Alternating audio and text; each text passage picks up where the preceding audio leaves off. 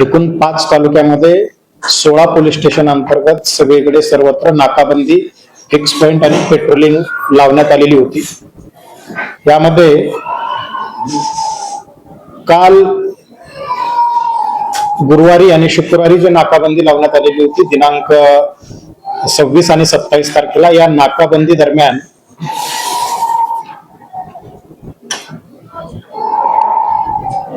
अनेक संशयित वाहनाची चेकिंग करण्यात आलेली आहे.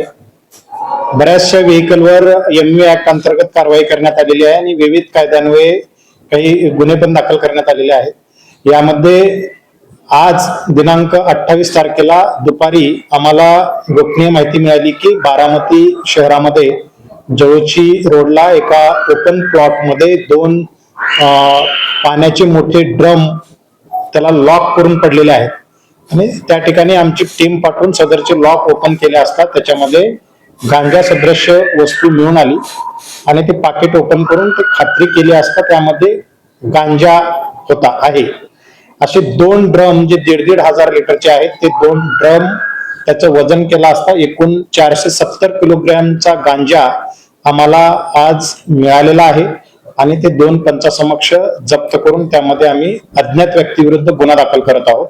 यामध्ये एकूणच 2,35,00,000 रुपये ज्याची किंमत आहे, 50,000 रुपये किलोग्रॅम प्रमाणे हा गांजाची जी किंमत आहे शासकीय, त्याप्रमाणे 2,35,00,000 रुपयाचे जो गांजा आहे, फक्त गांजा एवढा आज रोजी आपण जप्त करत आहोत. आणि हा गांजा कुठून कुठे ट्रान्सपोर्ट होत होता, त्यातून कदाचित प्रत्येक ठिकाणी त्यातून जे पॅकेट्स आहेत त्याची डिलिव्हरी दिली जात असावी, या दृष्टीने आम्ही आता सीसीटीव्ही फुटेज हा एक आमचा प्रामुख्याने मार्ग आहे आणि कुठल्या वाहनातून आला गेला आणि त्या वाहनाच्या माध्यमातून आम्हाला आरोपीपर्यंत या ठिकाणी पोहोचायचं आहे. आणि याद्वारे आम्ही आवाहन करतो की याची जर कोणाला माहिती असेल तर योग्य बक्षीस दिलं जाईल आणि नाव पण गोपनीय ठेवलं जाईल. यामध्ये हा गांजा आणून टाकणाऱ्याची जर कोणाकडे माहिती असतील तर ते पोलिसांसोबत शेअर करू शकतात, ते माहिती देऊ शकतात, त्यांना आम्ही योग्य ते रोख बक्षीस सुद्धा देऊ. या दरम्यान मागच्या 2 महिन्यामध्ये बारामती विभागामध्ये एकूण 6 धोकादायक जे इसम आहेत त्यावर एमपीडी अंतर्गत कारवाई करण्यात आलेली आहे.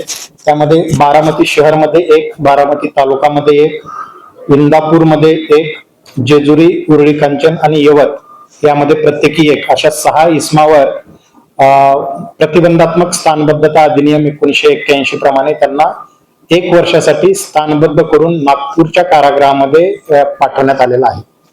एकंदरीतच इथून पुढे सातत्याने पेट्रोलिंग चालू ठेवणे, नागरिकांच्या सुरक्षिततेकरता सातत्याने नाकाबंदी करणे, यातून बाईक चोरीवर आमचा आळा घालण्याचा प्रयत्न आहे कम्प्लिटली. त्यानंतर जबरी चोरी आणि चेन स्नॅचिंगचे जे प्रकार होत आहेत त्याला कम्प्लिटली आळा घालणे आणि याच्यातलं सगळं नेक्सस जे आहे ते शोधून काढणे हा आमचा प्रामुख्याने प्रयत्न आहे.